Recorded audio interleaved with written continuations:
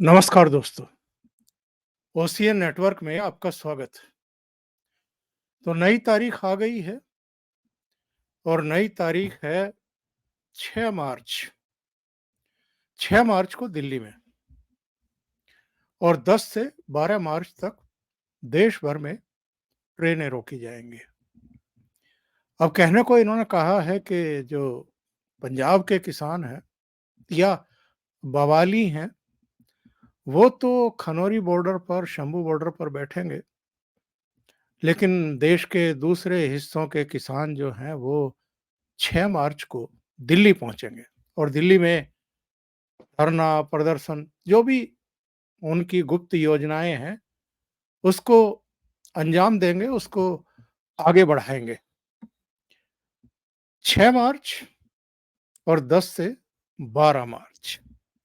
अब ये जरा सोचने वाली बात है कि देश में किसी भी समय लोकसभा चुनाव की घोषणा होने वाली है। प्रधानमंत्री नरेंद्र मोदी की अध्यक्षता में आज उनकी इस सरकार की, इस कैबिनेट की आखिरी बैठक भी हो चुकी है। सभी दल चुनाव मैदान में जाने की तैयारी कर रहे हैं। प्रधानमंत्री तो अलग-अलग राज्यों में अपनी सभाएं शुरू भी कर चुके हैं। जहाँ-जहाँ उनको योजनाओं, परियोजनाओं का शिलान्यास करना है, उद्घाटन करना है, वो कर रहे हैं। बाकी दल भी अपने-अपने हिसाब से, अपनी हैसियत से उछल-कूद कर ही रही हैं। राहुल गांधी भी मणिपुर से और मुंबई तक की यात्रा पर हैं। ये अलग बात है कि हर राज्य में जहाँ वो पहुँचते हैं, कुछ ना कुछ बवाल हो जाता है और उनके कुछ संगी साथी, करीबी और वरिष्ठ नेता या जो उनके सहयोगी दलों के नेता हैं, वो टूट जाते हैं और भारतीय जनता पार्टी या दूसरे दलों की तरफ लपक लेते हैं। लेकिन 2-3 घटनाएँ एक साथ हुई हैं, उन पर गौर करने की ज़रूरत है। एक घटना ये कि राहुल गांधी अभी लंदन होकर के आए हैं और कहा तो ये गया था कि वो कैम्ब्रिज यूनिवर्सिटी में लेक्चर के लिए बुलाए गए हैं। मतलब लेक्चर भी इतना अर्जेंट था कि जो भारत जोड़ो न्याय यात्रा को छोड़ कर के हवाई जहाज़ पकड़ कर के उनको लंदन जाना पड़ा। लेकिन उसकी कोई कवरेज ख़ास आई नहीं।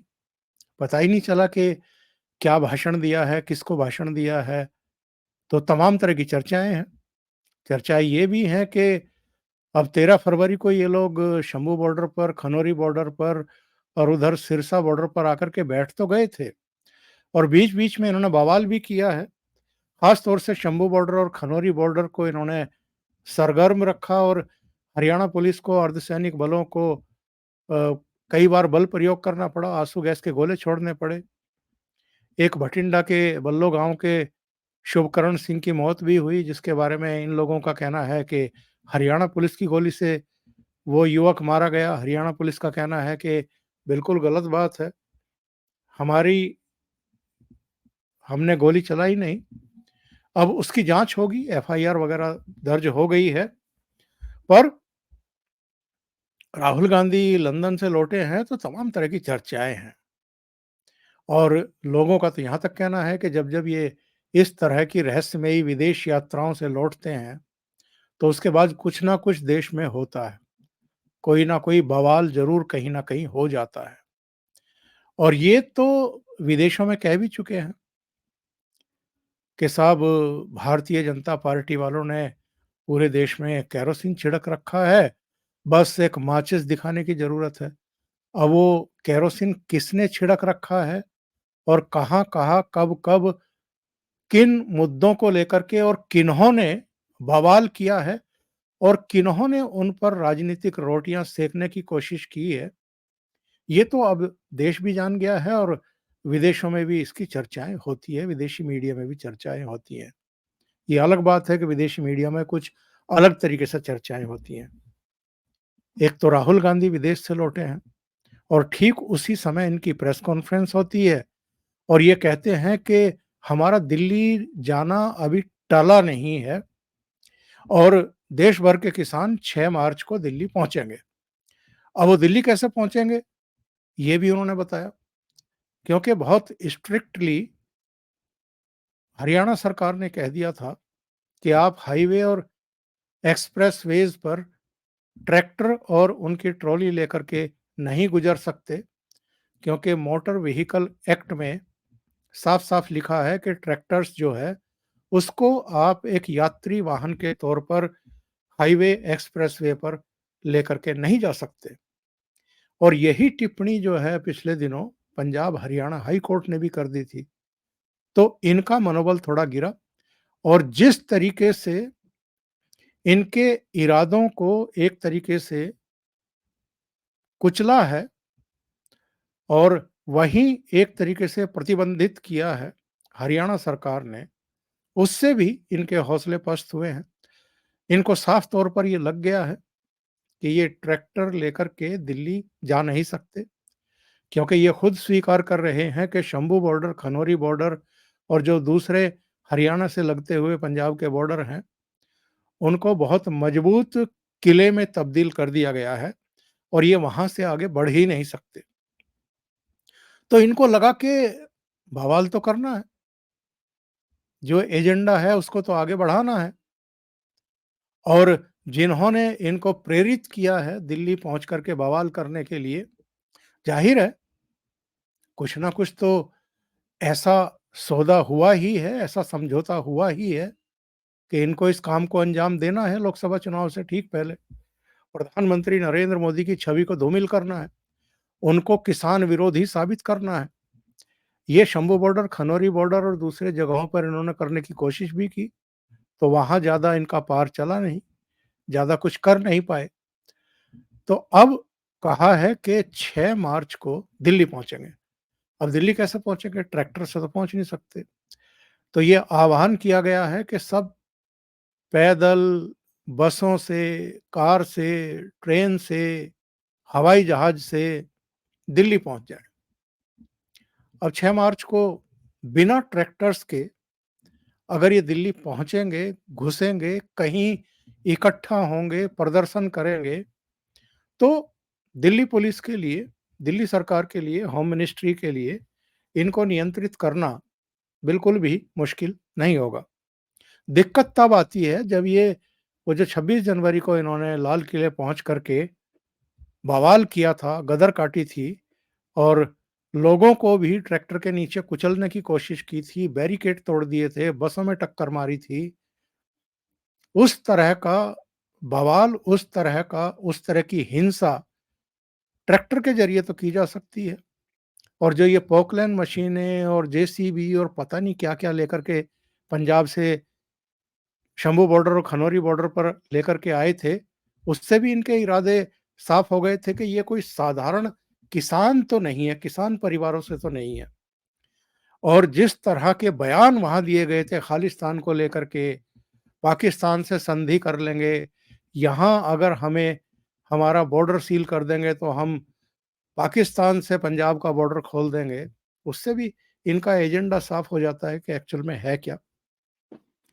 और लोकसभा चुनाव से ठीक पहले जितनी तैयारियों से ये लोग आए थे, उससे तो बिल्कुल साफ था कि इनके इरादे क्या हैं और ये किस तरीके से इसको हिंसक आंदोलन बना करके पुलिस को, सरकार को उकसा करके गोली-वोली चलवाना चाहते हैं और 10, 5, 20 अगर किसान के लड़कों के नाम पर इनमें से मारे जाएँ, काम आ जाएँ, तो फिर पूरे देश में और दुनिया में एक पूरा जो है एक सीन क्रिएट किया जाए और प्रधानमंत्री नरेंद्र मोदी की जो लोकप्रियता है, जिससे विपक्षी दलों के कुछ नेता बहुत ज़्यादा डरे हुए हैं और उनका डर भी सच्चा है। जिस तरह का माहौल है, जिस तरह का एक वातावरण बन गया है पूरे देश में, अब किसी को ये शक शुबा तो बचा नहीं है कि वो तीसरी बार प्रधानमंत्री बनने जा रहे हैं।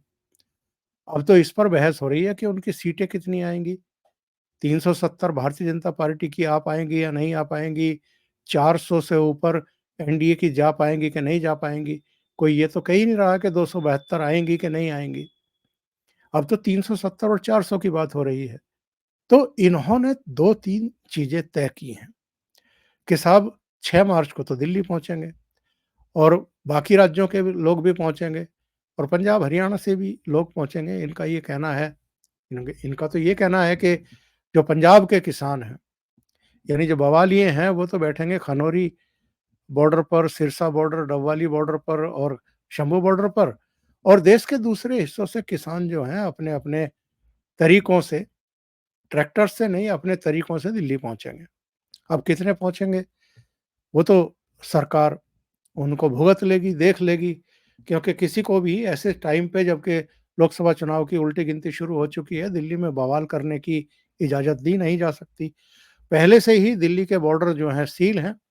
बीच में जब देखा था कि चीज़ें नॉर्मल हो गई हैं, तो जो टीकरी बॉर्डर है और सिंधु बॉर्डर है, यानी जो कुंडली बॉर्डर है, वहाँ से बैरिकेड हटा दिए गए थे एक-एक हिस्से से, तो यातायात सुगम हो गया था। अब ज़ाहिर है, ट्रैक्टर लेकर के तो ये आ नहीं रहे हैं और वैसे आएँगे तो फिर उनको उस तरीके से देखा जाएगा। लेकिन इससे भी दिल्ली में आने-जाने वालों का तो पूरा टाइम बर्बाद हो ही जाता है क्योंकि पुलिस को चेकिंग वगैरह करनी पड़ती है। बहरहाल दूसरा कार्यक्रम इन्होंने घोषित किया है कि 10 से 12 मार्च तक रोजाना देश भर में ट्रेनें रोकी जाएँगी। अब देश भर का तो छोड़ ही दें ये, पंजाब में ज़रूर डिस्टर्ब कर सकते हैं ट्रेन्स को, पर इस बार चूँकि हरियाणा के किसानों का भी इनको कोई सहयोग, कोई समर्थन मिल नहीं रहा है और वेस्ट यूपी के किसान तो वैसे ही इनके साथ अब नहीं जाएँगे क्योंकि चौधरी चरण सिंह को जो पूर्व प्रधानमंत्री हैं और जो ख़ास तौर से किसानों के मसीहा के तौर पर जाने जाते हैं, उनको मोदी सरकार ने भारत रत्न देने का ऐलान किया है और उनके पौत्र यानी जयंत चौधरी, उनका पैक्ट हो गया है भारतीय जनता पार्टी के साथ और वो एनडीए का हिस्सा हो गए हैं 1 दिन पहले ही। तो वो लोकसभा चुनाव प्रधानमंत्री नरेंद्र मोदी की पार्टी और जो गठबंधन है उसके साथ मिलकर के लड़ रहे हैं। तो वेस्ट यूपी से इनको किसी तरह का कोई सपोर्ट मिलने वाला नहीं है। हरियाणा वाले भी इस बार इनको गालियाँ ही दे रहे हैं। जितने सोशल मीडिया मंचों पर लोगों के विचार आ रहे हैं, उनसे तो यही पता चलता है। तो ये हताश, निराश ज़रूर हैं। लेकिन कुछ घटनाएँ ऐसी घट रही हैं पर्दे के पीछे से, जो दिखाई नहीं दे रही हैं। लेकिन कुछ ताकतें, कुछ पॉलिटिकल पार्टियों के नेता चाहते हैं कि ये दिल्ली ज़रूर पहुँचे, बवाल करें, कुछ क्लैश करें, कुछ अगर संघर्ष हो जाए, कुछ अनहोनी हो जाए, तो शायद इन लोगों को एक मौका मिल जाए कि चुनाव की घोषणा से ठीक पहले या चुनाव की घोषणा के बाद ये देश भर में कुछ तमाशा करें और विदेशों में भी छवि मलिन करने की कोशिश करें प्रधानमंत्री नरेंद्र मोदी की। हमें ये नहीं भूलना चाहिए कि 4 मार्च की तारीख ईडी ने भी दे रखी है अरविंद केजरीवाल को। 8वां समन उनको जारी हुआ था और ये कहा था कि 4 मार्च को आप हाज़िर हों। वैसे ये देखना दिलचस्प होगा, इसकी उम्मीद कम है कि अरविंद केजरीवाल जाएँगे। अभी तो बजट और तमाम दूसरी चीज़ें उन्होंने इसीलिए रोके हुए हैं ताकि 4 मार्च को या उसके बाद बजट पेश करने का उपक्रम करें, ताकि ये कहने का उनको मौका हो कि जब दिल्ली की इतनी करोड़ जनता का बजट पेश होने वाला था, तब ईडी ने जो है मुझे धर लिया या गिरफ्तार कर लिया। देखो, दिल्ली की जनता की दुश्मन है मोदी सरकार और तमाम तमाशे जो वो करते रहे हैं अब तक, उस तरह की चीज़ें। तो एक प्रेशर बिल्डअप कराने की भी कोशिश है दिल्ली में इन लोगों को बुला कर के। अब अरविंद केजरीवाल और राहुल गांधी की मुलाकातें भी हो चुकी हैं, ये तो आप जानते ही हैं। मल्लिकार्जुन खड़गे भी थे उस मुलाकात में, जब अरविंद केजरीवाल फूलों के गुलदस्ते लेकर के मल्लिकार्जुन खड़गे के पास गए थे, तो वहाँ राहुल गांधी भी थे। ये भी आप जानते हैं कि दिल्ली में ये दोनों मिल कर के लड़ रहे हैं। कांग्रेस 3 सीटों पर लड़ रही है, आम आदमी पार्टी 4 सीटों पर लड़ रही है। हरियाणा में भी इनका पैक्ट हो गया है। कुरुक्षेत्र की सीट कांग्रेस ने आम आदमी पार्टी के लिए छोड़ दी है। इसी तरह गुजरात में भी वो 2 सीटों पर लड़ रहे हैं, भावनगर और भरूच की सीट पर। चंडीगढ़ और गोवा जो है वो अरविंद केजरीवाल ने कहा कि कांग्रेस लड़ लेगी और पंजाब में ये अलग-अलग लड़ रहे हैं, यानी 13 सीटों पर अरविंद केजरीवाल भी अपने प्रत्याशी खड़े करेंगे और वो भी। लेकिन चर्चाएँ तो चलेंगी कि लोकसभा चुनाव से पहले ये तमाशा क्यों कराया जा रहा है और इसके पीछे मंशा क्या है? पर जो अपनी सूचनाएँ हैं वो ये हैं कि सरकार भी इन बवालियों से निपटने के लिए इस बार पूरी तरीके से तैयार है और कमर कस करके तैयार। अभी के लिए इतना ही। बहुत-बहुत धन्यवाद। अगर आपको ये चैनल और इसके कंटेंट पसंद आ रहे हैं, तो लाइक करें, कमेंट करें, वीडियो को शेयर भी करें। अभी तक अगर आपने ये चैनल सब्सक्राइब नहीं किया है, तो सब्सक्राइब कर लें और साथ में लगे बेल आइकॉन को दबा दें, ताकि आगे आने वाले वीडियो और उनके नोटिफ़िकेशन आप तक पहुँचते रहें। बहुत-बहुत धन्यवाद। नमस्कार।